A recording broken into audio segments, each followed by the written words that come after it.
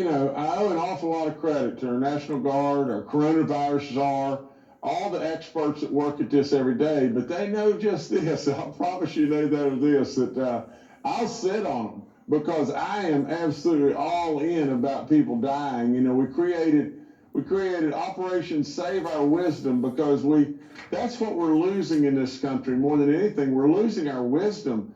People that absolutely have that wisdom to pass on are dying, and they're dying a terrible death. So what we did, in addition to this, we developed a system, to where basically it notifies people either by text or email or call, and how they can get to where they can get to and everything. It makes just for an ease of that, because to be perfectly honest, we don't want seniors and everybody standing out in the line and then run out of vaccines. That's not going to work, because you're just going to make them sicker. So the net of the whole thing is, West Virginia has led the way all the way through this, but West Virginia is a unique place. I mean, it's got great people and really smart people and the 4 most beautiful seasons on the planet. And I'm not an infomercial. I am telling you, we're within 600 miles of 2/3 of the population of the country with no ocean that is protecting us. And yet the numbers that we produce in this state,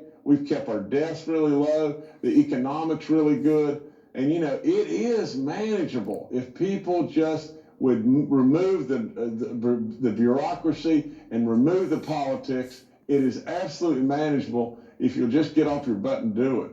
I was about to say that applies in many things beyond COVID, quite frankly. And to your point about sitting on people, I was looking at your bio and you're 6'7". So when you say, I believe, and so when you say you're going to sit on someone, it means something.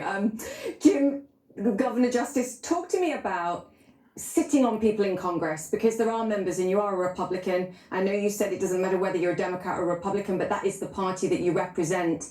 How do you feel, and what's your message to them as we still continue to battle over getting more financial aid to the country? Well, Julia, if you'll just ask yourself just this question, is it good how our Democrats and Republicans in Washington have interacted with one another? Have they done a good job? Have they really, truly helped the people? Or is it a constant political food fight? I think it's despicable what goes on in Washington. I mean, to be perfectly honest, our stimulus package should have been passed months ago. But absolutely, Speaker Pelosi and President Trump, it was a constant food fight. And at the end of the day, even President Trump, was for like $1.8 trillion stimulus package at one point in time. But we just mess around while people are really hurting. Now, the reality of this is just really simple. I'm not an advocate of bailing out cities' pension plans and things like that. And I have not seen all the inner workings of the bill. But I will promise you one thing. You cannot restrict or cut your way out of this mess.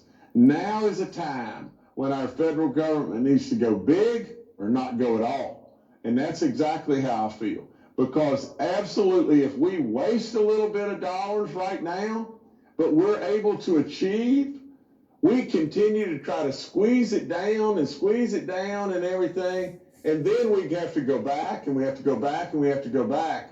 I'd a whole lot rather get us through this and get the people that are out there that need to be able to pay their rent and their utility bills and everything else under the sun, and get all those businesses that are struggling or going under and get them right side up and get us through this pandemic and get America back going. I mean, that's the main thing.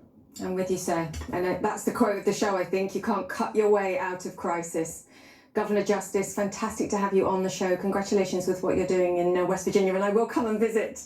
You did a good sell on me. I'll come and visit after COVID. Thank you, sir. You better come. It's a promise. Okay. Thank you, sir.